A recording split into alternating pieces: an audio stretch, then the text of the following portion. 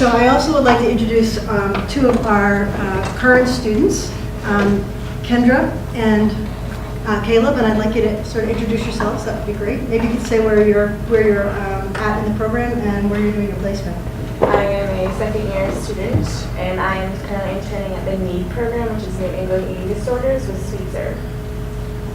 Where are you from? I am currently living in Saco, but I am from like northern Maine.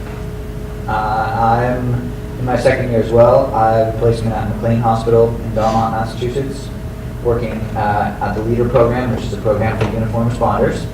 And I am from South Berwick, Maine. So you're both part of the social work student organization? And are you the president? President, vice president. Okay, so so we have a very active social work organizations, student organization, and it's been really wonderful as a faculty member to watch that develop over the time that I've been here. So that's really cool. So I'm going to talk with you a little bit about social work practice with families. This is a very shortened version of the presentation that I teach this class here, and I also do a community presentation of this. So the first thing I want to ask you is, when you think about family, what do you think about? What kinds of things make up what a family is? The first thing that comes to my mind is a nuclear family, you know, the mother or the father and the children is the immediate family. Okay. Anyone else? Like rules, spoken and unspoken. Family roles, spoken and unspoken. Okay. What else? People who live together in the family unit, you know, if it's not a nuclear family, maybe it's a grandmother or an aunt or whoever you live with, people you live with are kind of like your family. Okay. Any other thoughts? So what distinguishes a family from a group of people? Just a regular group of people. I think like she would say you kind of have like rules or understandings, or you're kind of in touch with each other, you know, Mom, I'm leaving the house, I'll be back later, like there's a communication kind of connected to. Okay, so there's connection, there's some patterns of communication, people who live together, people who share some commonality, people who are either related by blood or by marriage or by adoption. So, social work, in social work, we look at the world from the perspective of the whole person. You know, we think about the systems and the things in one's life that, oh my, how did that happen? We think about the things in one's life that affect them. We don't think about just their intrapsychic kind of way that they look at themselves or the way they show up in the world in isolation. We look at people in the perspective as part of a system. And the first system that most of us are part of is a family. And whether it's a two-parent family, or it's a family by adoption, or it's a foster family, or it's growing up with someone else who cares for you, all of those things make up a family. And one of the things that is unique about all of us, whether we grew up in the family that we were born into, or whether we didn't like our family, or we have really tight relationships with our family, the thing that we all have in common is somehow, somewhere, we came from a family. So that's the good news and the bad news when you're talking about social work with families, because whatever our family makeup is, whatever our experience in family is, that is generally how we look at families that we come in contact with, for better or for worse. So that's usually the base of which we begin to think about the context of family.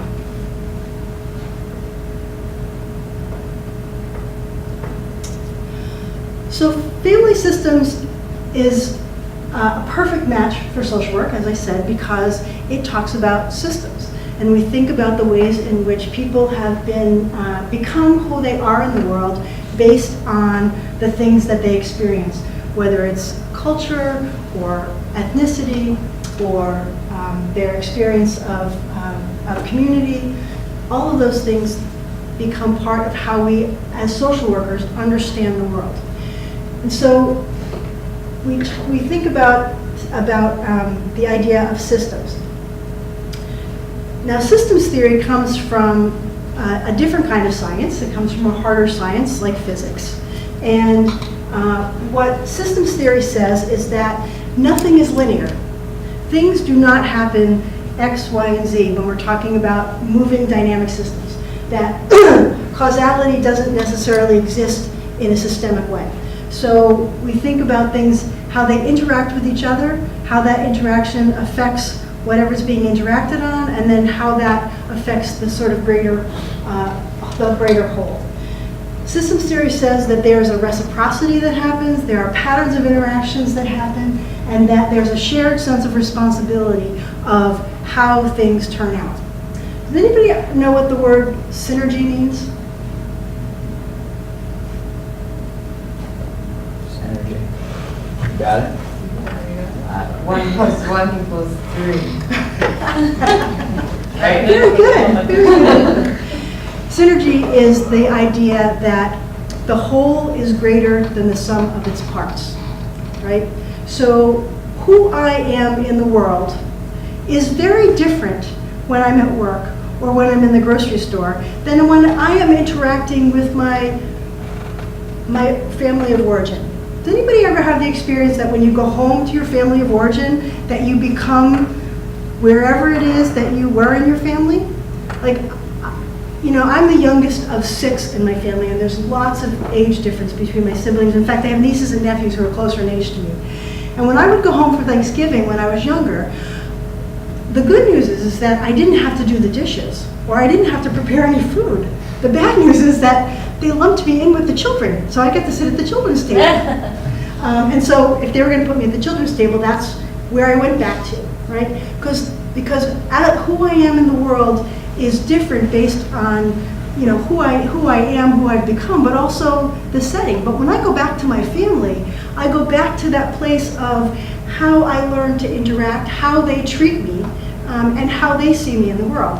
That's part of the systems. There's this constant feedback loop, right? I say something, somebody reacts, I react, I say something else. It's this constant loop of feedback, input, process, and then output again. Individuals and families exist in that context. They exist in the context of relationships in which we influence each other. You know, when we do individual work with people, we get to see somebody very different than what we see when we work with somebody who's in the context of a family.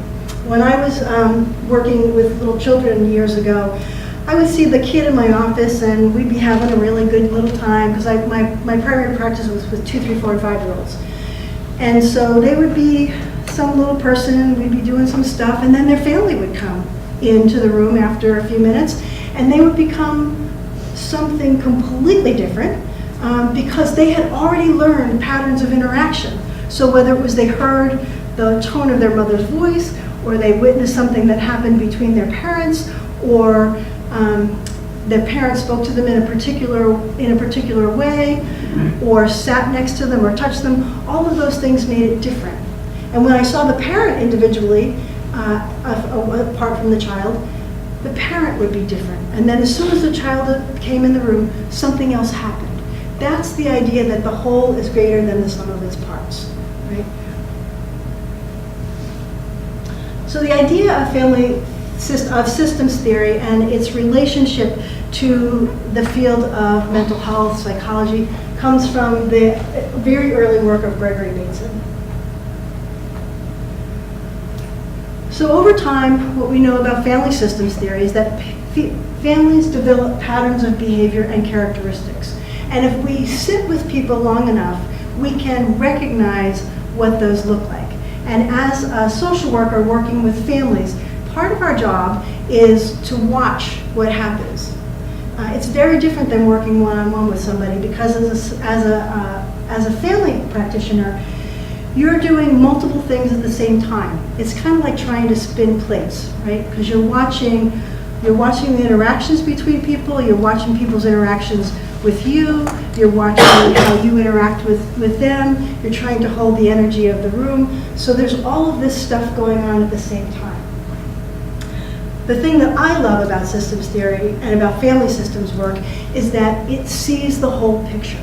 It sees what's going on in the moment. It gets to look at people without labeling them with a sense of pathology. Now, I have been around long enough to understand that when we work with people particularly in clinical social work, we have to start with a diagnosis. But what I love about family therapy is that we don't stay there. In family therapy, we are really looking at the context of the family. We're looking at how people develop patterns of interaction, how those patterns of interaction lead to some behavior, particularly in kids, that may not be favorable. And what I love is being able to go into a family and say, well, nobody here is really the problem, because when you go into a family therapy session, especially if you've got the parents there and the kid there, somebody wants to blame somebody else. Because generally it's the kid in the family who has lots of problems that brings the family in. And I like to say things like, wow, thank you so much for bringing your family here. Now, I want you to understand that you are not the problem. That there's a lot of stuff going on here that probably has led to how you have become who you are and how you act in the world. So that often puts parents a little bit at feeling defensive, but it also can ease their tension, because parents usually walk in, or family members walk in feeling like they're the problem, they're to blame, they've done something wrong. And so as a family practitioner, I love the idea of being able to say, this is not about any single one of you. This is about patterns of behavior that have developed over time, and we're going to figure out what those are and how we're going to work with that. We see things that things don't happen in isolation. So this is just a graphic of systems theory. So there's some input, there's a process that happens, and then there's an output, and then there's some feedback that happens, right? So I say something else happens out there that I have no control over, the person responds, that's the output. I get some feedback about what I've just said and go, ooh, that's not really what I meant, let's figure out how to do that again. That's the feedback loop. And then we go into trying to do a different kind of input. Very useful in social work as a practitioner, whether you're a clinical social worker, a community practice social worker, or you're working on multiple levels in social work. This is a very useful process, and we call this in social work reflexive and reflective practice. As social workers, we are always looking at how we are affecting what happens, how we are affecting what's happening in the moment, and noticing what the person's response is to how we're interacting, and then being able to shift if it's not working. That's being reflective and being reflexive. Again, so when you're doing family therapy, that's the other thing you're doing. You're noticing how you're impacting the system. Virginia Satir, who is my hero as a family practitioner, she was around in the 60s, 70s, and early 80s. And she says that as a family practitioner, the moment we step into the family, we can make a difference. It's kind of like dropping a pebble in the water, that the moment we step in, something happens, for better or for worse, and that we become part of that system. So family therapy helps people to work out things in the context of very close relationships. We see individuals, we see families, we see extended families. We are open to seeing whoever the family defines as family. When I was working with adolescents in a rehab years ago, I worked with a family who was, the mom was Irish and the dad was Puerto Rican. And so I come from an Irish Catholic family, and we have a lot of extended family, but if we were going to have something very private like a family therapy session, it would pretty much just be us. What I didn't recognize was that in Puerto Rican families, that was not going to be what happened. So when I invited the family to come in, I had the mom, I had the dad, I had the child, I had siblings, I had mom's sister, dad's sister, and I had the grandmother in my office. And so I was a little shocked because I didn't know. But that's what they defined as family. Those were the people in their family that were supportive and welcoming and wanted to know what was going on so that they could help this family and the child that was in rehab. In other practices, people wonder about who should be involved in family therapy, and whether or not, if you're doing individual work, should you then do family work? Should you do couples work? What does that look like? In my family therapy training, my experience and my mentors say, whoever makes sense to be there should be there. And that as long as everybody understands that that's the approach, then we'll go down that road. The thing about being a family therapist, or even doing work with just couples, that we really want to make sure that we're open and talking about family secrets, because family secrets are often the thing that gets people a little bit nutty in their families. So we look at family strengths, and we want families to be able to express and explore the difficulties that they're having, and we want to be able to be open to that. And in order to do that, we have to be really cautious about not pathologizing, not blaming. And I can tell you that sometimes that's really hard. When I was doing family therapy, I almost never did couples work. And the reason I didn't do couples work is because I always felt like in couples work, it was too easy for me to find somebody to align with. And I could always be a little bit more biased. And I often felt like a referee. What I felt really comfortable with was when there was a whole family there. I'd rather be in a room with 10 people as part of a family than just a couple. Because in that realm, I can see a lot of other stuff that's going on. It's easier for me to manage, and I don't feel like I have to align with anybody, because it's really hard to align with 10 people in the room.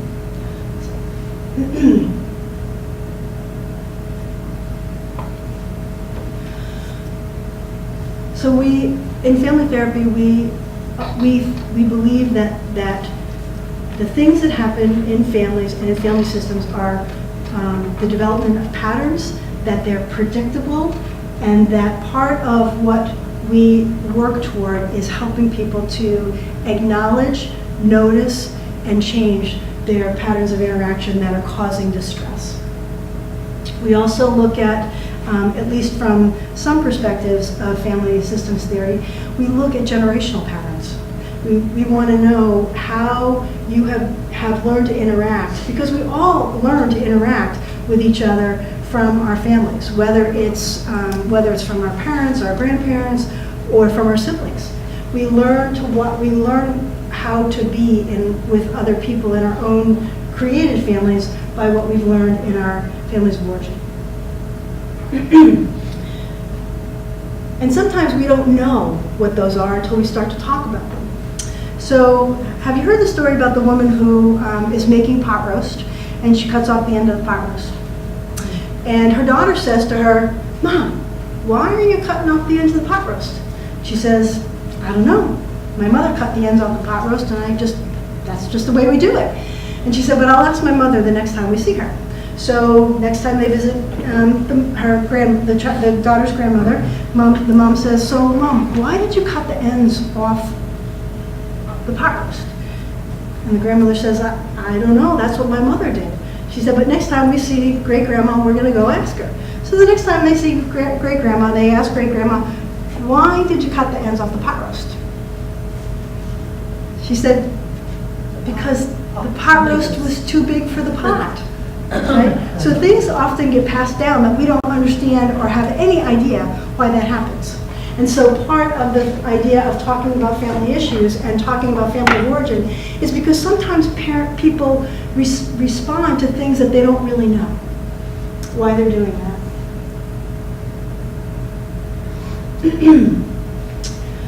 So we work systemically, we're focused on the whole rather than the individual.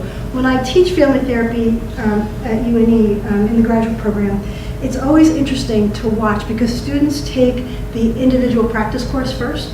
It's called Contemporary Theories of Practice, and so when they come into my class, they're very used to looking and focusing on an individual, which is awesome because it sets really nice groundwork for the clinical pieces.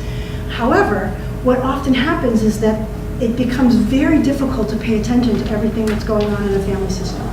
And so a lot of times folks treat people in the context of the family as an individual. So they have a hard time learning how to pay attention to everybody else in the group.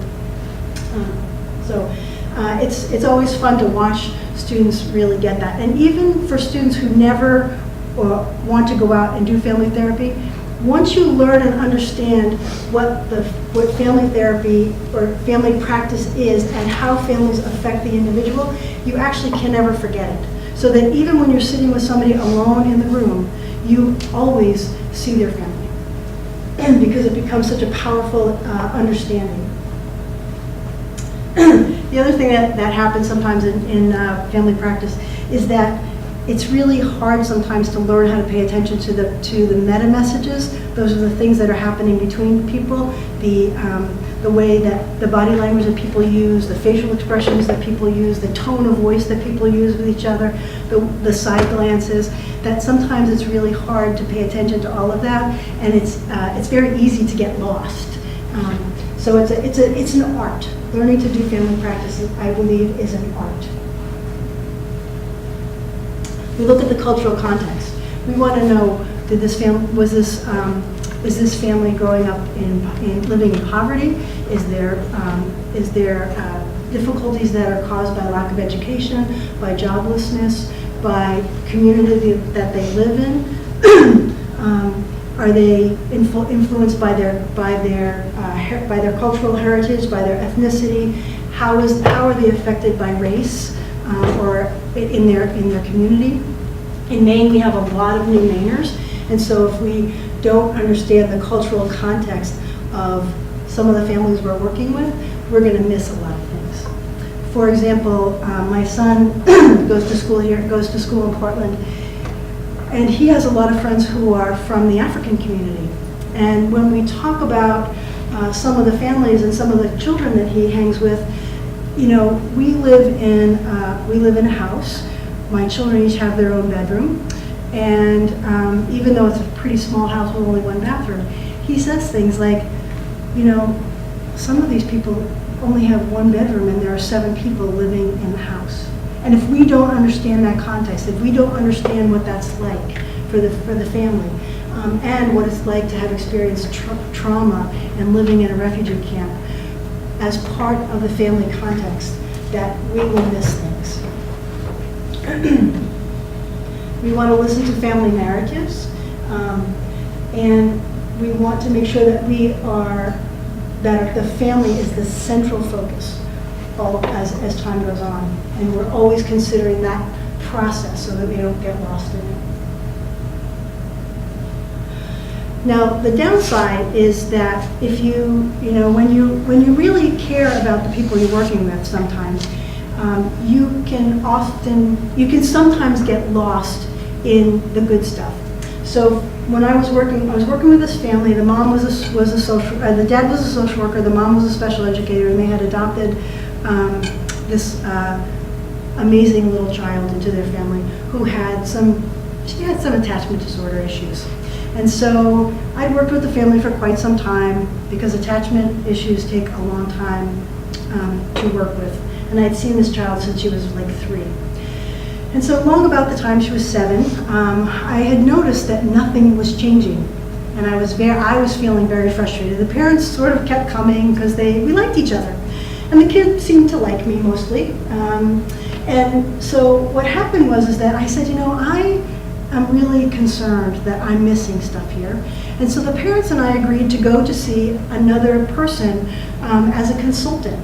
And the consultant happened to be someone who was living here at the time, who was one of the national leading experts on attachment. And so he did a family assessment.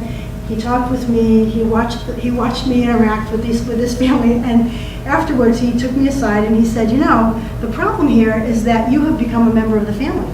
He said, "Well, it's great that you really love this family and you care about them." He said, "I don't think it can be quite as effective if you're a family member." And so then we passed that on to the parents. And so we made an agreement about how I could step back from that process so that I could be more effective. So sometimes, even when you understand the art, and even when you have been doing the work for a long time, when you care about people, you know, it's hard not to get involved. It's hard not to step in. And I don't mean, you know, out of boundaries like going to dinner there. I just mean that in that context, that it's hard when you care about people to say difficult things that are actually affecting the patterns that are happening in the family. Family therapy is a collaborative process. Social work is a collaborative process. We don't tout ourselves as the expert on somebody else's experience. We see ourselves as more like a consultant. We collaborate with people, and yes, we certainly have mastery with some skills that we can bring to individuals and family, but it's really the family's process.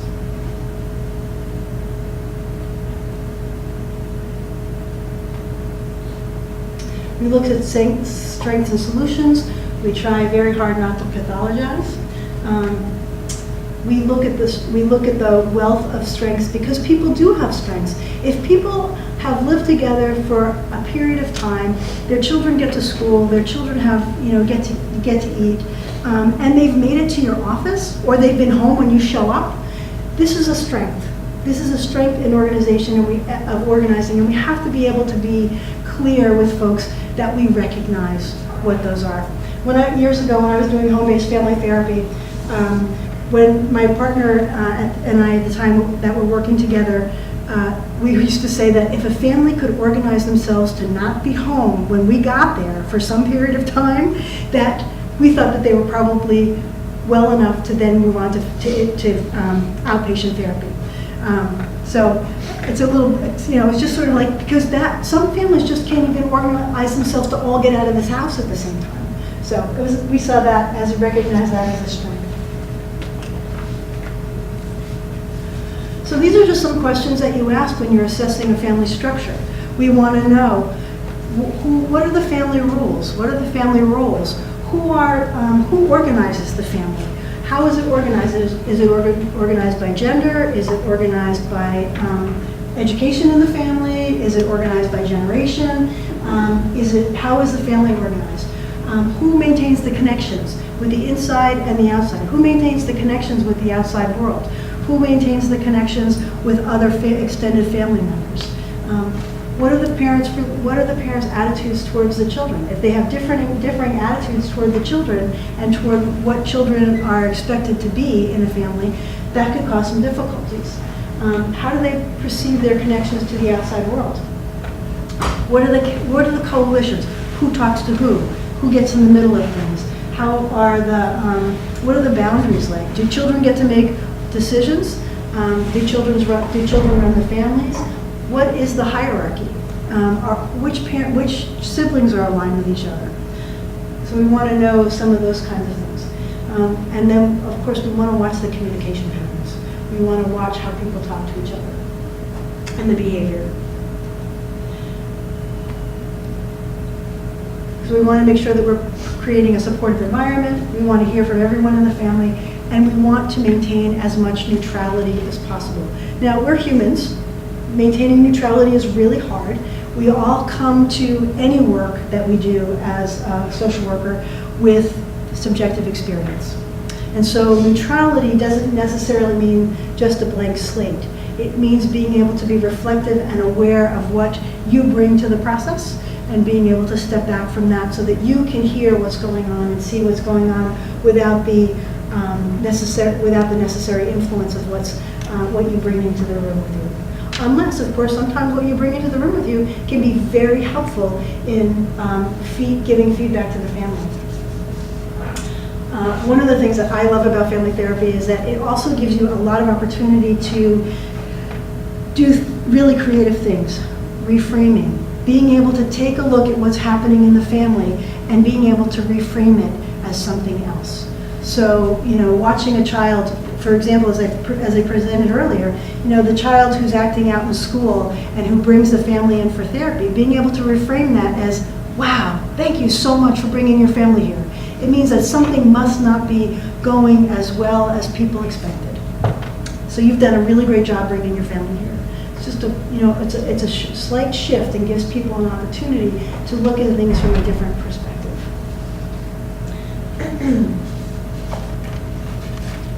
Reflections. We offer an opportunity to reflect back to the family the things that we see. So, for example, working with a family and watching parents interact or a couple interact while the child's in the room, being able to say, I noticed when Joe said blah blah blah that you turned your back on him. What does that mean? What are you trying to communicate? And Joe, what is it like for you when you're saying something you think is really important and she turns her back on you, right? So you're really reflecting back, because people they don't always know what's going on. They're responding and reacting, but they may not actually see what the process looks like. So that's what their family practitioners get to do. And we want to do it in a way that is engaging, not shaming or blaming. So there are many different schools of thought around family practice. One of the cool things about, I usually, when I teach the class, I usually start with Murray Bowen and Virginia Satir. And I start there because what I love about Murray Bowen's work, now, Murray Bowen was writing in the 40s, 50s, and 60s. And one of the contributions he had to the field is that for many, many years, we thought that everything that somebody experienced in terms of mental illness, addiction, whatever, bad behavior, we always thought that it was just about their intrapsychic experience, that somehow they were not coping well with whatever was going on in their life, and that there was something faulty about them. Now, Murray Bowen was working with people with schizophrenia I think it was in New York, and what he posited was that perhaps schizophrenia was not just an intrapsychic experience, that perhaps there was something related to families, that perhaps there was something that children learned in the context of family that created this mental illness. So the good news is that for the first time in the field, somebody had the idea that perhaps families had something to do with how people turn out in their life, as opposed to just being an isolated individual. The bad news is, does anybody know about Murray Bowen, what his research was?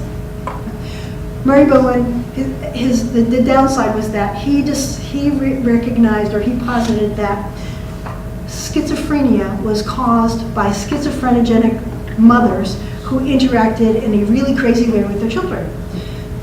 The good news is that he could never really prove that theory, but the good news and the sort of outcome of that is that we began to really look at the idea that there might be something important to look at in terms of how people become who they are in the context of their family.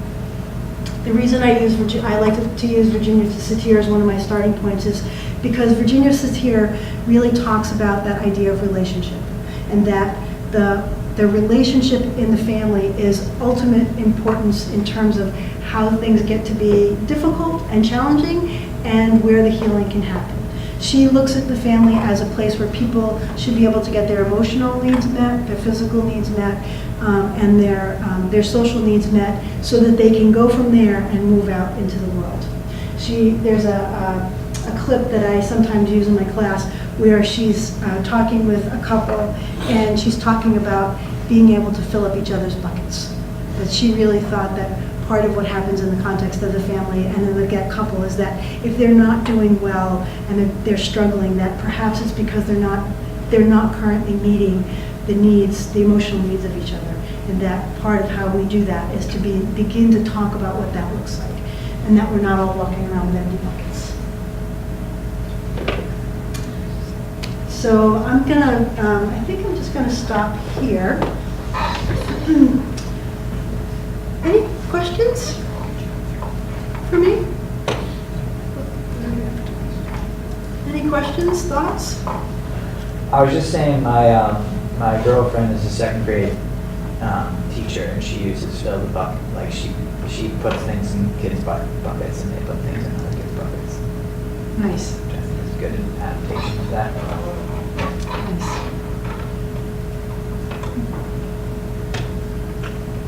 Any other thoughts? Any thoughts, comments, questions for me? Okay.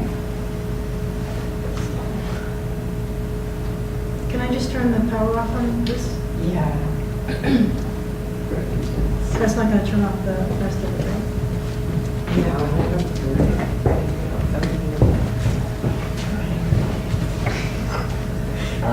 She got the center.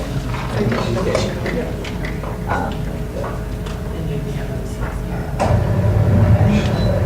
Caleb and Captain, Yeah. can we talk about your specific experiences to transition in future?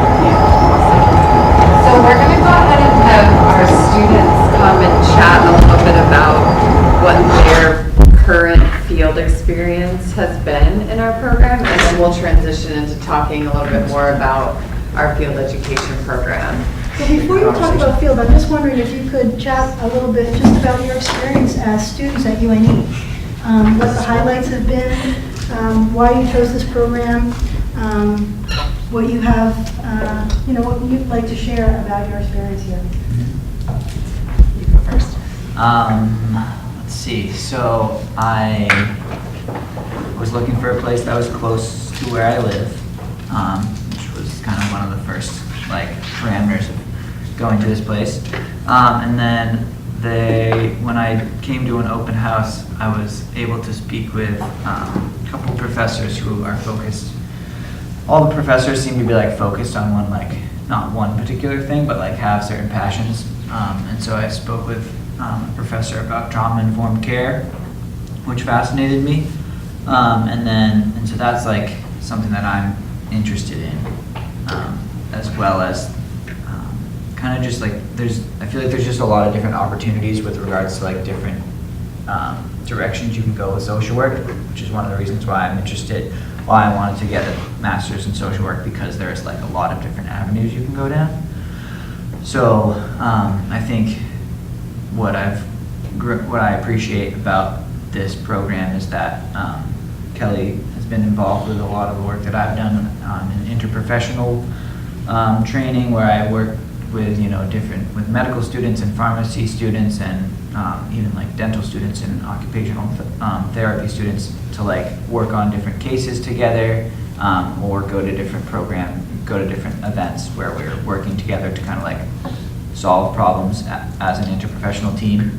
And that's that's a big focus at UNE, and it's something you can get an honors distinction in if you want to, or just be able to attend those. And then there's also like I said, there's the trauma-informed care certification, in which you take classes, but you're also obligated to create your own project, trauma-informed care project. So what I'm working on right now is, at my placement, I'm leading a group for police officers and firefighters, and I'm making it a trauma-informed group.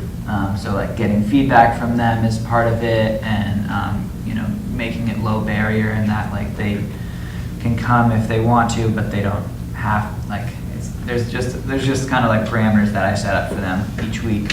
I don't know if that's all making sense, but those are some things that are that I'm interested in. Along with that, I'm doing my project with another student, so we're doing our trauma-informed project together, and I'm working with EMTs and doing trauma-informed stuff with that to help have them become more trauma-informed, because they see trauma every day in their job. And so we're doing a presentation to them about what it is and what it means to be trauma-informed, and self-care and how important that is in working with high stressful jobs. And so you can team up with other students to do your project. You can do it individually, which is really awesome. And every professor is will help you with whatever you choose to do. And there's also an art certificate that you can take, which you take a class, a few classes, one class, you do another project, you have to attend some Yeah, there's like, I mean, for all of these, like, it's not just, like, there's a curriculum base to it, and then there's also, like, out of the classroom stuff that you're expected to do. What is trauma informed? Yeah, like, what is it? Trauma informed is being able to understand, like, and take people's backgrounds and be aware of how trauma can impact somebody in any situation. So you might come across someone and not see symptoms of like PTSD, but like everyone probably has some form of trauma in their life. And so taking that into consideration when doing therapy or just simple interactions of like closing a door during a therapy session and keeping it open, how you sit in a classroom, how a classroom is positioned, like with tables, simple things like that can make a really big difference in a relationship with someone. Nice. So, Yeah. I feel like I've heard Arabella, who's the trauma-informed certificate coordinator, say instead of asking what's wrong, it's asking what happened. Right. So kind of like Big shifting thing. that lens. It's similar, I mean, I think it relates to family systems in that, like, you're not just looking at an individual and like what happened, or like, you know, why they're there, but like you're looking at kind of the bigger context of their life and like how the life events have impacted them. And I think you really learn that like in your internships. Like I take everything I learn in classes and apply it directly to what I'm doing, which is really awesome. So like last semester and last year, I would go into my placement, which is a homeless shelter, and we were learning about like biases and how you react to things and like your perceptions on things. And I would take everything I was learning in classes and apply it directly like the next day I was there. Like you're seeing it, like you're learning about it, you're aware of it, and you're aware of it, and then you're like changing how you respond to things based on what you're learning in classes. And like this year we're learning different types of therapy, and like I can do that. Like I'm doing one-on-one therapy, I'm doing family therapy, I'm doing group therapy. And so I'm learning all of it before I've even taken a family therapy class. And so it's definitely interesting learning about it without having to take a class, which I'm taking the class next semester, but it's definitely interesting concepts about how like the systems work all together. Yeah. So do you want to talk a little bit about your placement and how that process works? Yeah. So so last year I was placed at Stanford Middle School as an outreach worker. And when I came, like kind of immediately after getting accepted and saying I was going to attend, I was put in contact with my field placement. I never remember the different names. Field advisor. Field advisor, there we go. And kind of spoke with them about like, you know, what my interests are, populations I'm interested in working with, and then you're given this massive list of all these placements you can have. And so like part of it is you speak with your field advisor about your interest, and then you also look at this giant list of places and narrow it down. And together you kind of like create a list of, you know, 2, 3, 4 different placements that you're interested in. And then from there, you can get, like I got feedback on all the different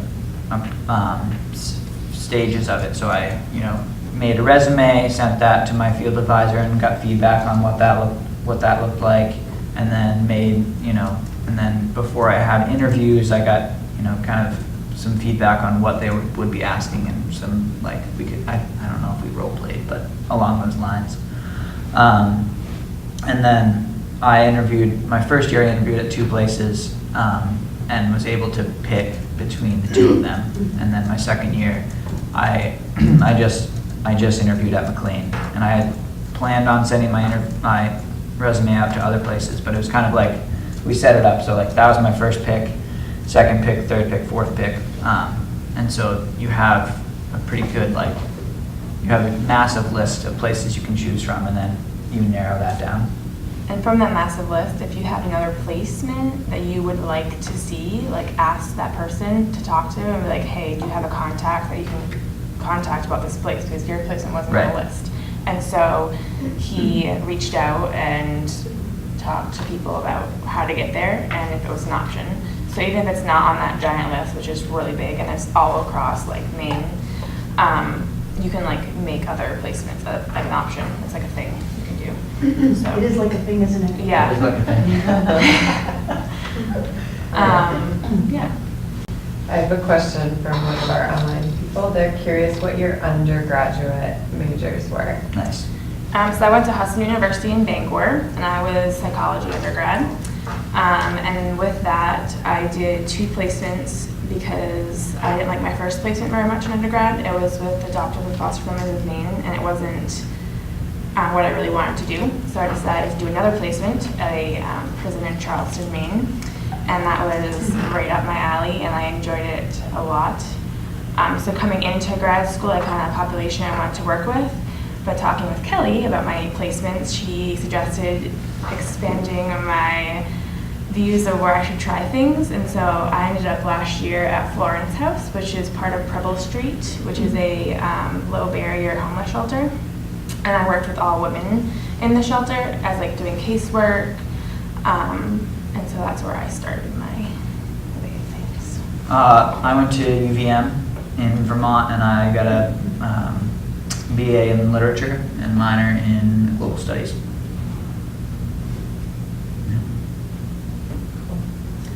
You want to hear about what we're doing at our placements? Yes, All right. absolutely. So I'm at the LEADER program, which is part of a bigger hospital. LEADER stands for Law Enforcement, Active Duty, and Emergency Responders. It's a small residential program for men who are uniform responders, and they come in. They're not in if they come to the hospital in like an acute episode, then they would go to a more intensive place first and then step down, or often there's a lot of substance use happening for many of these guys, and so they would go to detox first and then step down. So it's not like a high security or anything like that. It's pretty low barrier, which is just that there's not a lot of restrictions on them. And they're there for 2 weeks, and I do their clinical case management, and I'm their clinician for the time that they're there. And right now I carry 2 cases, and so I see them twice or 3 times a week, and throughout their time I have a family meeting with them, so them and maybe their wife or their parents. And then I run a group, like I was saying, once weekly, and then I will be probably starting another group next semester, which is going to be more like general psychotherapy group. And then at that hospital, there's a lot of like trainings and a lot of different rounds to go to. So I go to grand rounds, and sometimes, which is like other physicians present their research, and then I go to the rounds for our particular division, in which like I'll present my case and then get feedback from the MDs and from the nurse practitioner who does the prescribing, and so we kind of like collaborate on the cases that I'm working on, and then like same with the other, and then I hear about the other clinicians and I have the opportunity to give my feedback on that. So I just want to ask you, Caleb was involved, as you said earlier, with our some interprofessional education opportunities, and so Yeah. I'm just curious, your experience at the pain clinic and working with that interprofessional Yep. team with the patient, how did that help inform the practice that you're doing now in McLean? Right. Yeah. So that I did last fall semester. I did a small intensive at the Mercy Pain Clinic at Mercy Hospital, where we were interprofessional team, a couple med students, pharmacy student, and then another social worker, and Kelly. And we had a client that we like received all of their documentation and looked that over, and then came up with like some questions, and then some of us as students attended each of the meetings, appointments with this particular client, so it was like a real person. And we were able to like ask them questions and build a case, and then from there like suggest a treatment plan that was like interprofessional, and that we were looking at what their they had chronic pain, so it was like a physical ailment as well as the other like pieces, like the social piece, psychosocial piece, and that sort of thing. So I guess like the first thing is that I definitely would have felt less confident. Like I would have felt more scared going in there and like trying to talk to doctors, just because like now that I don't really know the lingo per se, but like I have a better understanding of like what they're looking for from me and with regards to like case presentation. So like when we were having all those conversations at Mercy about, you know, what these different people were interested in and what they found to be like what parts of the case they were looking at, that gave me a chance to say like, you might be like, this doesn't matter to me really, but you might be interested in that, so on and so forth. So, yeah. I have a question from someone, maybe for you, but you guys can speak to this as well.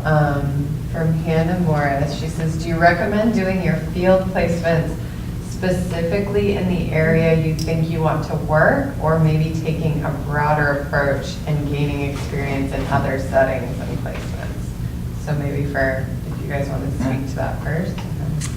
So my first year placement, I chose something that would be outside my comfort zone and would make me really pressure myself into learning, like jumping in really deep and just learning, exposing myself to as much as possible. And then this year's placement, well, I changed placements. So my first choice of placement, I decided was not as educationally challenging as I wanted for my second year placement. And so I decided to change placements and find a new placement. And this one is definitely way more challenging and fitting my needs. So I would say that your first year, I would like test waters and just go for it, whatever you want to do. But it's definitely nice to get diversity in what you choose, so you have options, and you like may not know you like something until you try it. And so, yeah. Yeah, I did the flip of that. So like last year, I've worked with kids for a long time. So last year I worked with kids, and it was certainly like pushed me. But I think when I spoke with my field advisor about it, like I decided that like pushing myself to, like I did not think that I would be working with middle-aged police officers this year, but just like trying out something that is very different for me because I have like so much support, like I have a seminar and I have supervision each week. I think it's worthwhile to try to like do something that you don't know. Like if you don't know if it's going to be what you want, like now's the time to do it because you have that support. It's a good question. And I think from my perspective as the director of field and as a field advisor, I think it's really important I think it is important to push yourself outside your comfort zone if you feel ready for that. And I have been known to say to people, you might want to think just a little bit more broadly, partly because I think sometimes there are just not placements available. That really is one thing, because depending on when someone applies, gets accepted, and contacts their field advisor, if it's too late in the year before the semester starts, it can be sometimes hard to get what you want. And I also think that sometimes when we meet students, we find out what they're interested in because we know many of the people in the organizations that we're placing students in. We often have an idea of where somebody would do really well, or a field instructor, a supervisor in the field who would be really good for this person. And so we might nudge them along the way a little bit. So I have been known to do that. So I'm also really respectful of what people want to do. I think in the second year, I think it's really great when you can focus on where you want to be in your second year. But sometimes it's okay to learn what you never want to do. You know, when I was a student almost 30 years ago, I actually did my placement working with a team of folks who work with sex offenders, non-offending mothers, and their children. And what I recognized from that experience is that I loved my field instructor. She was wonderful. I loved working with the little munchkins. I never, ever again wanted to work with offenders. It was okay. I did really well. I learned a lot about myself. I learned a lot about the work. I learned a lot about how to develop compassion, but I never wanted to do it again. So I think that sometimes, even in that context, you can there are things that you can learn about yourself. So. That makes a lot of sense. Thank you. Other questions? Not necessarily related to field experience, but I have an interest in criminal justice along with social work, but is there a way to incorporate any criminal justice classes? I don't know if you offer them as electives here. We actually have the trauma-informed class. I think actually can be really helpful in terms of looking at criminal justice issues. We do have a forensics class that we offer to students, and so I think the place where you would probably get most of the experience would not just be in the classroom, but we do have folks who are placed at Long Creek, work with Day One, which is a treatment center for adolescents for substance use disorder that are at Long Creek. We also have students who have worked with the victims of crime, folks in the DOC, and we also have folks who've been placed at the Maine State Prison, both in Wyndham and in Warren. And then in my policy class last year, it was kind of, we had multiple projects we could choose from. And the project that I worked on was, we worked with, they were called resource officers and they worked at Cumberland County Jail in the, they called it candidly heroin high school, where like they send the guys who offend for like low-level drug crimes, so like drug use or like stealing for drugs, and it's like a pretty low security place. And so what they were working on, and what our like I think it was three or four students who were working together with them, was to design a pilot program for a drug treatment facility in that jail, and then we worked on a bill with a legislator from Cape Elizabeth to like get funding for that. And so then we like worked with the guys at the jail, and then worked with the legislator, and then went to like legislation and like advocated for it and stuff, and it died in committee, but it was a very valuable experience. So it's kind of like you can a lot of the projects you work on, so like when you take research class, you can focus on that because you spend so much of your time like working on that project, and it will follow the curriculum but won't be at all related like to what you might do. So Also, has anybody talked about the Cumberland County I was just going to do that. interprofessional? Yeah. right. So one of the things that we have a number of things that students are able to do interprofessionally. And one of the service learning projects that we have interprofessionally is at the Cumberland County Jail. And we've had students who have gone into the jail and they've taught yoga, they've taught mindfulness, they've done writing classes, they've done wellness and exercise kinds of classes, they've done nutrition classes. So we have students who do all sorts of things in the context of working with the jail. We did have a faculty member who's no longer with us who actually taught a class in the jail. So there are students from our program in a class called Crimes and Communities, and they were in class with inmates, which was very cool. Unfortunately, she's not with us anymore, and we haven't had a faculty who's been able to pick that up at the moment. But Can I add also, Caleb talked about his experience doing interprofessional education, and that Cumberland County Jail experience is another opportunity for interprofessional education. And that's a huge thing that we do here at UNE that I think is very sort of a national leader in interprofessional education.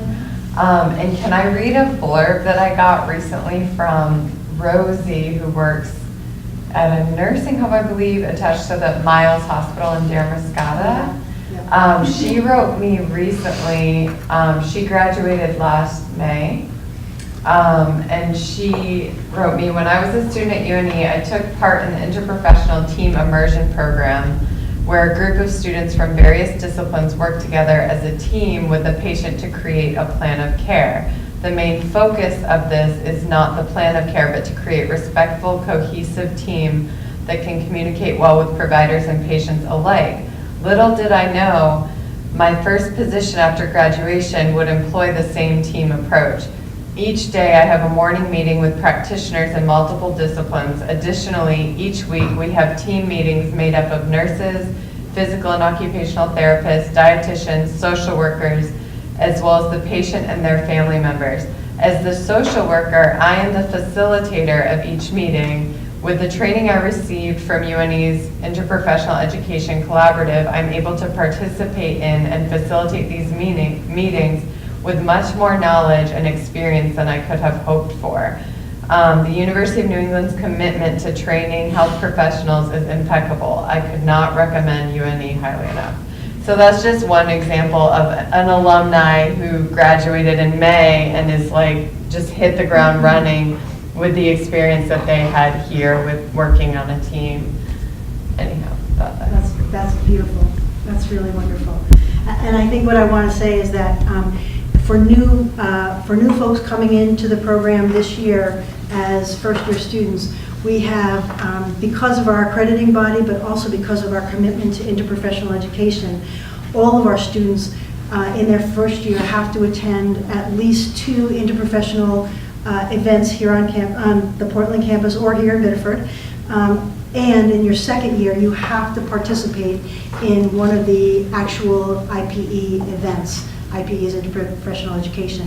And we have multiple things that are available, so students have a wide variety of things to choose from. So we have the interprofessional team immersion that the student Rosie was just talking about, which we do twice a year. We do it in the spring semester, in the fall semester, and the spring semester.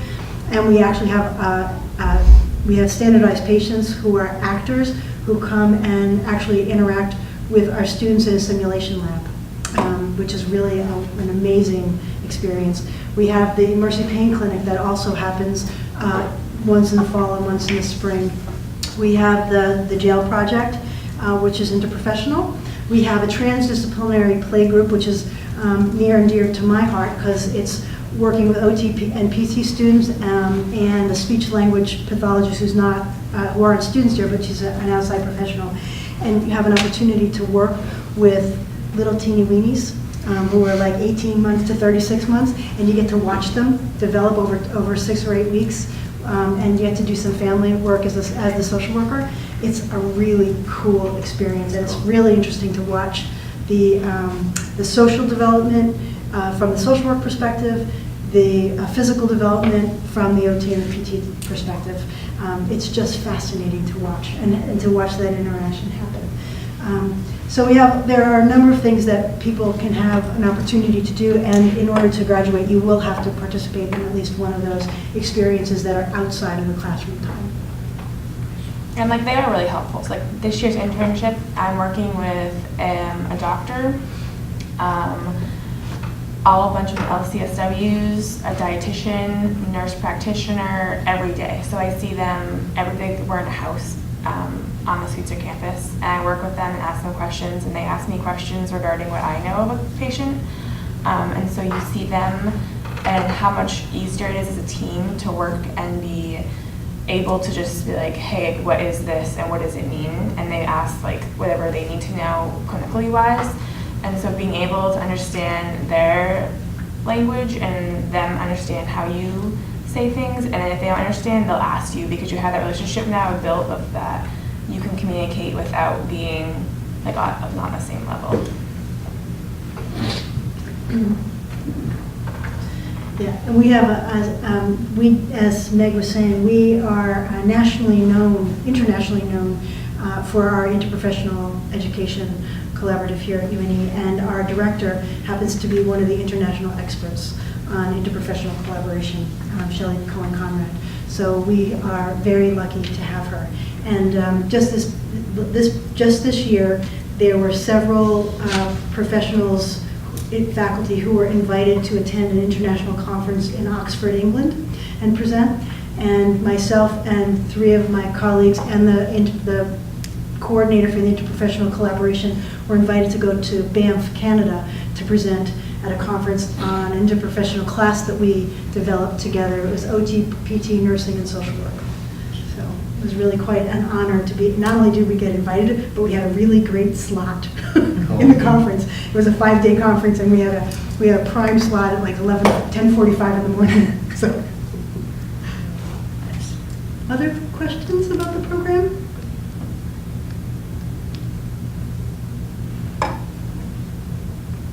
What would you like to know more about?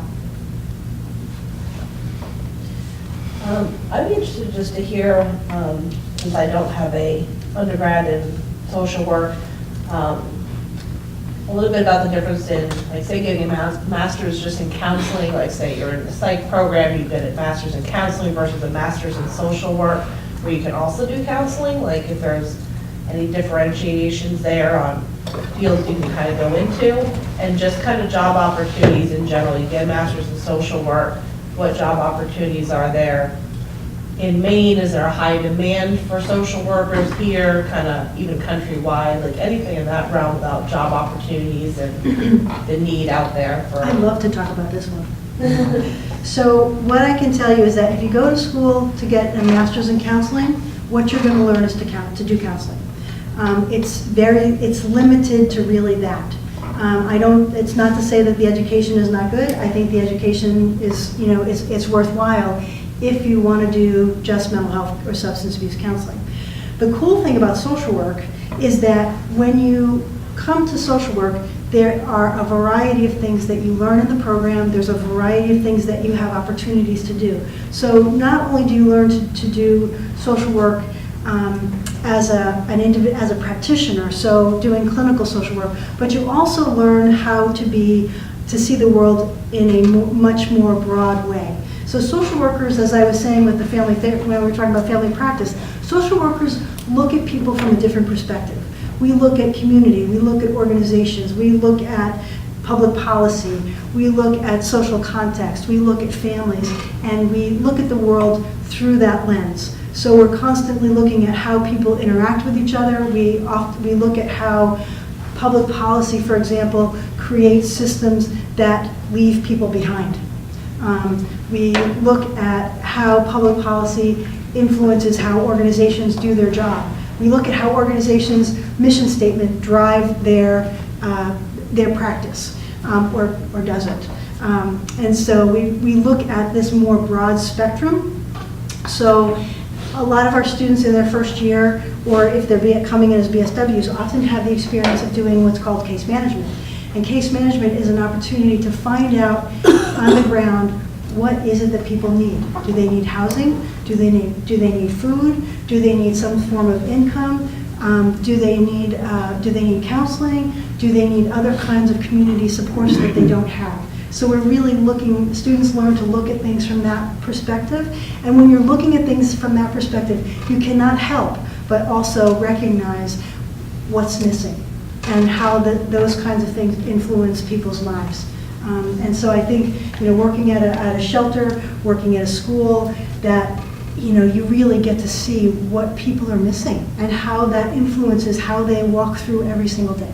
So you get this bigger perspective, this broader perspective, and as a social worker, there are many more doors that can be open to you than if you're just learning the counseling piece, because you're really learning to interact with people at all different levels.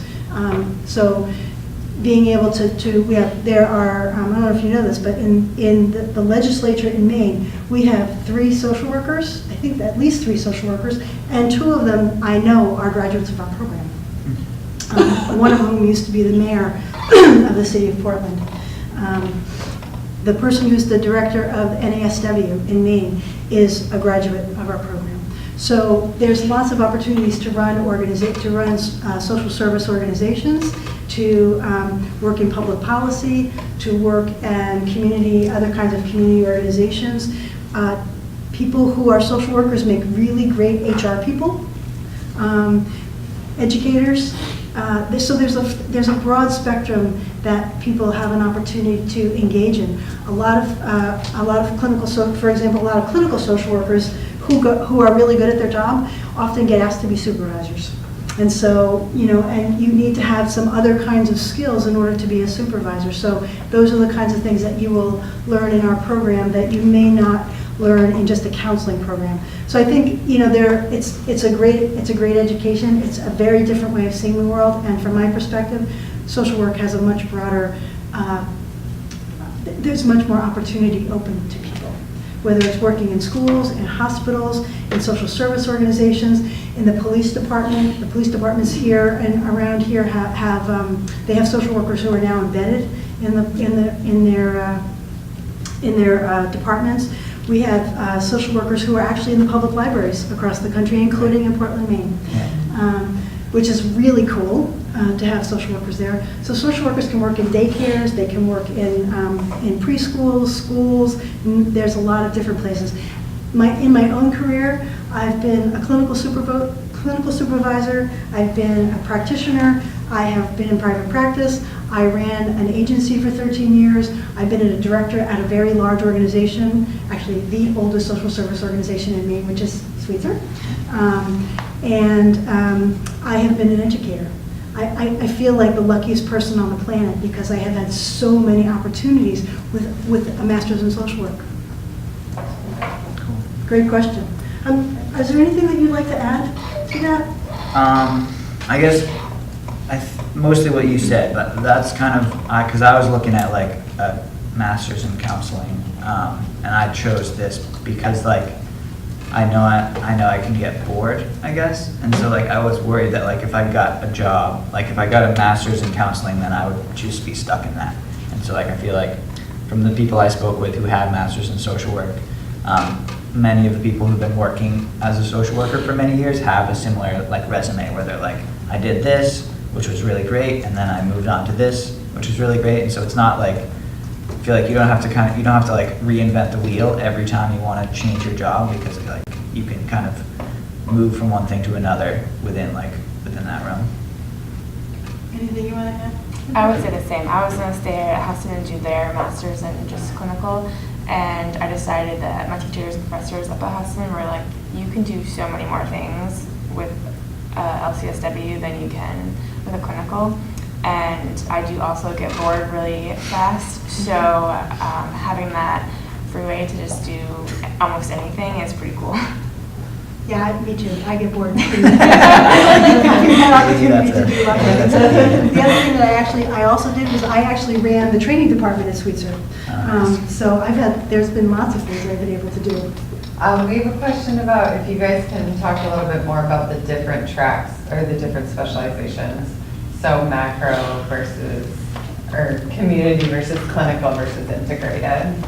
So, what do you? I'm in clinical. Me too. Okay. So basically, it's your electives that you get to pick. So if you do clinical, then your electives, you have to pick clinical electives. And then I'm doing the trauma certificate, so my electives are kind of half given to me because I have to pick the trauma electives to get my actual certificate. But if you do the art certificate, then it'd be different electives as well.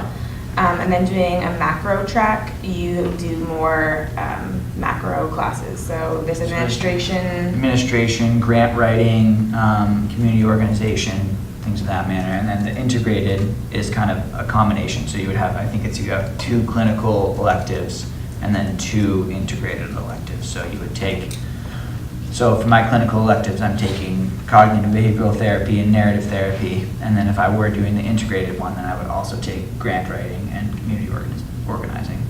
But it's more about, you kind of get it like, if you're more interested in kind of the more macro level, so you're interested in doing community organization or working on like funding and grant writing, working on public policy, exactly, then that would be more macro level. Whereas the micro is very much like sitting down with individuals, families, small communities, and working on like actual practice. That being said, I chose clinical work because I think I don't think if you choose any one of them, then you're ruled out from the other one. So I think you can choose, especially micro, you can choose micro and eventually work your way up to doing grant writing or working in a community organization. But your classes are going to be focused on that specific area. And just because you pick one or the other doesn't mean you're not going to do the other one. Because as much as I am not a fan of public policy and macro work, it's definitely integrated in all of my work. Right. So like the importance of each of them is also crucial to understand. Yeah, I thank you for that, because that's what I was going to add, is that I think we have worked really hard to not get into a this or that we really see social work as a continuum of perspective, and that if you don't understand how public policy affects the client that's sitting in front of you, you're missing something. And that if you don't understand the role of advocacy in helping a family that you're sitting with, you're missing something. And so we really try very hard to make sure that all of that stuff is integrated throughout the program as with that level of understanding of how important each informs the other. So this last year, we actually added administration and supervision to the clinical track, so that now all students across the program have to take that course, because we know that our students are often get to a point where they are asked to be administrators. They're asked to be clinical supervisors. And understanding how an organization works, how a human service organization works, is essential to being able to do that and do it well. And I think that's the other thing that's really cool about this program, is that since we have added I know that when our students go out there, that they're going to have an opportunity that when they get into that position, that you're actually going to know what you're doing. So. And can I point out too, the kind of logistical side of things, like Caleb pointed out, and correct me if I'm wrong, but this is my understanding. So if you're interested even at all in doing clinical, when you graduate from our program, everybody's qualified. You take you can become a licensed master's in social work, LMSW, you take your exam, and everybody, whether you do community track or clinical track, you have your LMSW. And then if you choose the clinical route, what we basically do is hand pick the courses that you need in Maine to become a licensed clinical social worker. And if you already have those courses and you go the clinical route, you only need 2 years of supervision under an LCSW before you can take your exam to become a licensed clinical social worker. Versus if you don't, if you did the macro track and then you're out in the work and you're like, I actually want to do clinical, you still could. You'd have to get the courses that you need, and you would need 4 years of supervision versus 2. So that's sort of the logistics. Like if you're even questioning clinical, it's smart to go the clinical route, just so you've got all the tools that you need for if you do decide to. But there's a in less classmate time. in my class that's currently, she took a break and is now like, I'm doing more clinical work than I thought, and she's now taking a clinical class to help her lessen her years of supervision so that she can go for her test faster. So it's an option even a year, like after you graduate for years. Yeah.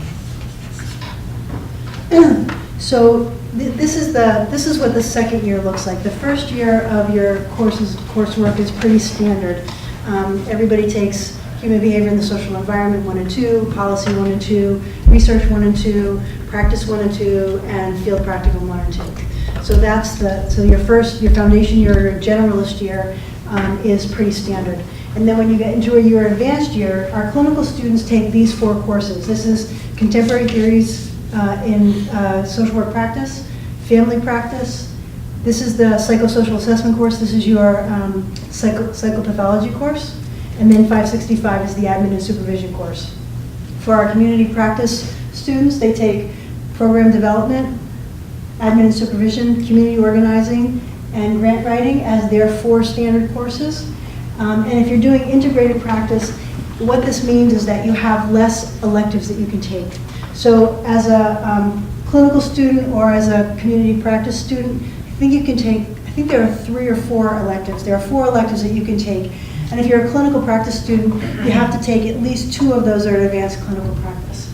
And then for the integrated practice, these are the courses you have to take: contemporary theories, family practice, advanced psychosocial, community and program development, admin supervision, and grant writing. So that's the way that your advanced year would look. And if you're doing this, you only have two electives that you can take, right? Yeah. So. And there's, in your folders, there's curriculum matrices, which break everything down. So you can take those home and look at them because it's a lot of information to take in now. But they're really helpful to see, like, year one, this is exactly what you would take in first semester, second semester, third. So it's helpful. Yeah. And I forgot, in your advanced year, you also take 580 and 582. That's your practicum in your seminar. Other questions? I just asked a question about the different programs, like full-time versus part-time, online versus classroom, like how that works. If you want to do a mix, can you just pick and choose what you want? Is it specific? And kind of like the field work, how much, say you work full-time and you're going to go to school part-time, how much field work time commitment is there? Like, can you do it still with a full-time job and still have time to do that? Do you have to take weeks off at a time to do things? If you're a part-time student, your first year as a part-time student, you would take human behavior in the social environment, 1 and 2, practice, research 1 and 2, and policy 1 and 2. And then in your second year, you would take practice 1 and practice 2, and you take your field practicums and your seminar 1 and 2. And the field practicum has to be 20 hours a week. And so working full-time can be really difficult for some people. Some people actually do pull it off. But it means a lot of commitment. So as long as you could do evenings and weekends, like find opportunities, evenings and weekends, you could still work full-time? Yes. However, at least 8 hours of your time has to be done during regular business hours. Okay. So between 8 and 5, or 7 and 5, or whatever it is. So we have students who do work full-time for the Department of Health and Human Services, and they actually often have to take time off in order to meet their hours at some point. It's a huge commitment. So, but it is doable. The way that the online program, the online option is right now, it's not possible for students to take a lot of courses online and then be on campus. It's usually one or the other. You can take a couple of courses that we're looking at how that can change so that students have the option to be on campus and take courses in the online. But we do have an option called the hybrid courses. So a number of our courses are offered where the students only have to be on campus 6 times a semester for each class, and it's always the same time. So if you're in policy, research, and HBSE, the weeks that you're on campus for those classes are all the same. And then, so you'd be on campus 6 times, and the rest of the work would be done online through Blackboard. So it gives you both the classroom experience and the experience of being able to be free from your job as well. And there's a couple part-time options too. And we have a 3-year part-time track and a 4-year. And also, correct me if I'm wrong, but if someone starts off going full on the first semester, you could tweak that later. So you could be like, that's just too much. I'm gonna drop down to just taking 3 courses instead of 4. And of course, it's like somewhat limited based on what is offered. That like you can't ever take practice 1 in the spring semester, right? No. Yeah. So like everything, those would start in the fall, but they're flexible as far as you kind of self-checking and figuring out what can work. Okay. I think someone had a question. Yeah, all the social work classes are offered up in Portland, correct? Excuse me? Everything's offered up in Portland? Yes. Yes. Other questions? Casey Rogers, is it possible to do the advanced standing curriculum if you have a BSW over the course of 2 years? Yes. So do a part-time, so yeah. Absolutely. Yeah, and if you're an advanced standing part-time student, you would do your coursework in your first year, and then your second year, you would be doing your field practicum and your seminar and electives.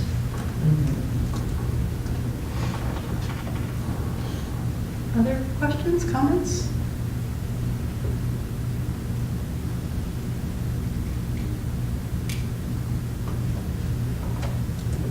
You probably already answered this, but in the field of social work today, like currently, what is the most needed? Like, in what area are people the most needed? Or is it just? You know, if you look at social work jobs in Maine, they're everywhere. You know, whether we're talking about Sweetser, whether we're talking about home-based work, whether we're talking about schools, politics. I think that probably one of the fastest growing areas for social work practice is integrated health, behavioral health. So having clinical social workers actually working in primary and specialty care outpatient offices, that is a huge movement. We have a number of our students who are work in the hospitals, and we also have several students who are working in primary and specialty care practices in Portland and in Westbrook. That actually would be a great transition into talking about our triad project, because a huge area of need is going to be working with aging populations. And we just got a huge grant in which we are offering $10,000 stipends to MSW students who are interested in working with these populations. So do you want to talk about that a little bit? Sure. So this is the third grant that we've gotten from the federal government. The first one was focused around working with populations who were in medically underserved rural areas. That one was called RICE. The second one that we got, that was a 3-year grant, and that gave $12,000 to students over 2 years.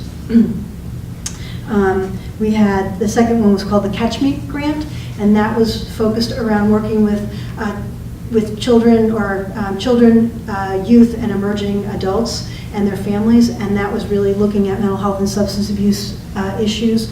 And we gave students in their advanced year to study clinical social work $10,000 in order to, and they would spend their placements in one of our community partner agencies focused around working with those populations. This grant is that we call Triad. It's training in aging diversity.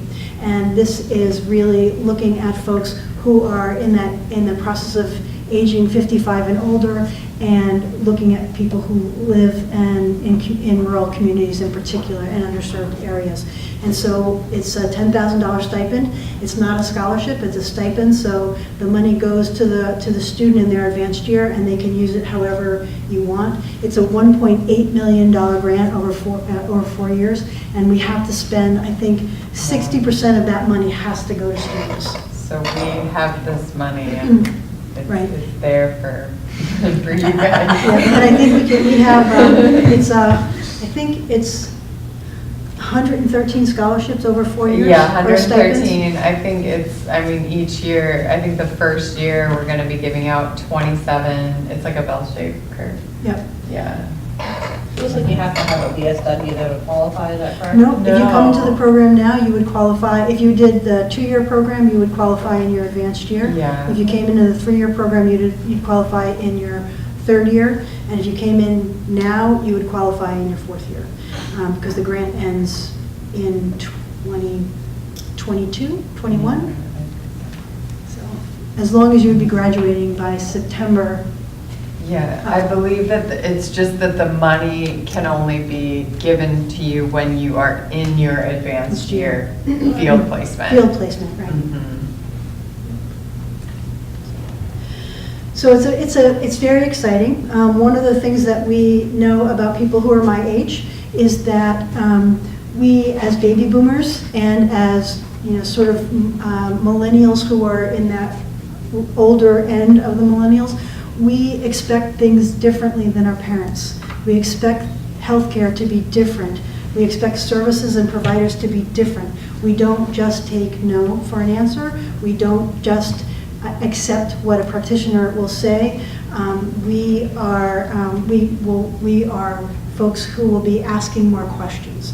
And so we really want our students to be ready to be in relationship and develop providership, healthy relationships with clients, patients who are coming into this aging process in a way that's respectful and understanding and really looks at people diversely. You know, having worked with the interprofessional team immersion, I can tell you that our students are very different than some of the other healthcare professions in terms of how they think about people. And so we were talking about someone who's 71, and you know, that's someone who's, you know, they might be just a slight bit older. Actually, no, they're probably the first generation of baby boomer, right? And somebody said, well, they're elderly. And I thought, isn't that interesting? It didn't come from one of our students, but that just sort of sense that someone who's 71 is elderly without the understanding that perhaps this is a person who may not be someone who's walking with a cane or anything like that, but you know, has some other kinds of needs. So I think it's really, it's a different way of looking at the world and having expectations about who someone is going to be. Because if you walk into someone who is 70, I have a sister who's 72, and so I can't imagine anybody saying to her that she's elderly. She looks probably better than I do at 55. So.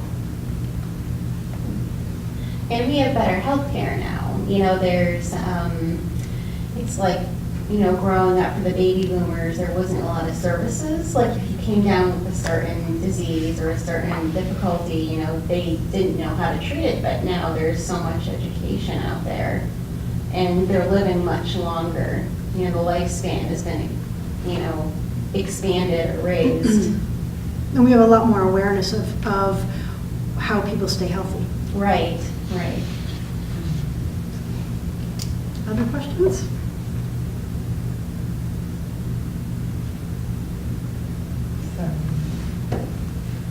So just a couple of other things to tell you about UNE.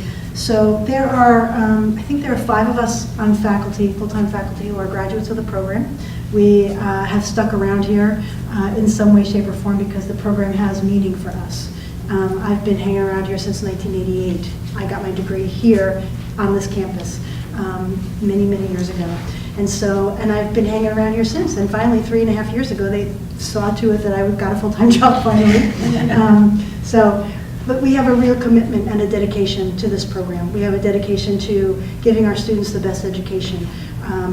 People in the community love our students.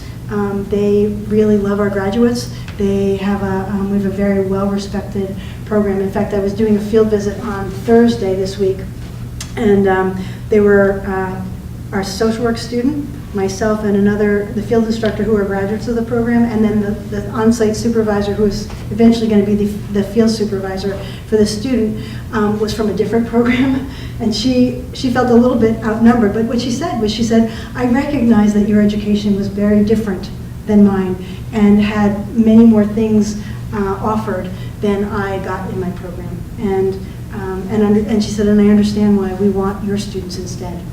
So I thought that was a pretty good indication about how important the education you get here is. We have a really strong focus on social inclusion. We don't just say that we look at social justice issues, environmental and economic justice issues. We live it. We live it every moment of every day in this work. We bring it to the classroom every day, and we feel really dedicated. As someone who eventually hopes that I will retire from the field, I can't imagine that really, but at some point I really want to know that the people who are going to be there are going to carry on in the field that has been near and dear to my heart for a very, very long time. And that's important, and I think that's important to all of us as faculty. I think one of the other things that makes us unique is we're available. We're available as faculty. You come up to the 4th floor and you will find us with doors open. And if we don't have time for you in that moment, we will tell you, and we'll make an appointment with you. Emails, phone calls, texts. You know, I think that's one of the other things that really sets us apart from some of the other programs is that we're here, we're available, we're ready to work with students and help you in the program. We want people to be successful. We have a vested interest in your success. And our classes are pretty small, so they get to know you on a one-on-one basis, which helps you for your future when you graduate because you have that really good relationship built with them. and they know people who know people, and that gets you places. And so making those connections will help you in your future a lot. Yes, I have written a number of reference letters for students, whether it's to the Board of Social Work or for jobs, because I know them. I've had them in class, I've watched them work, I know what they're capable of, and I love hearing back from students about what they're doing. So, or when they have an issue and say, can you help me with this? It's really awesome. So, anything else? So I'll just go over real quick what's in the folders, and also to add to that, I mean, I cannot stress enough how real.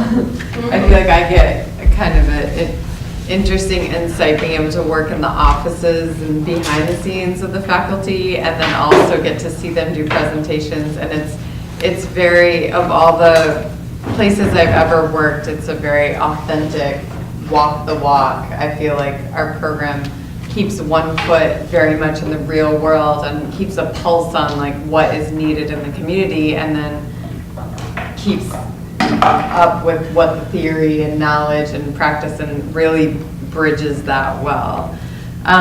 So in the folders, we talked about the trauma certificate program, we talked about applied arts and social justice, and we talked about triad. So there's flyers about each of those certificate programs.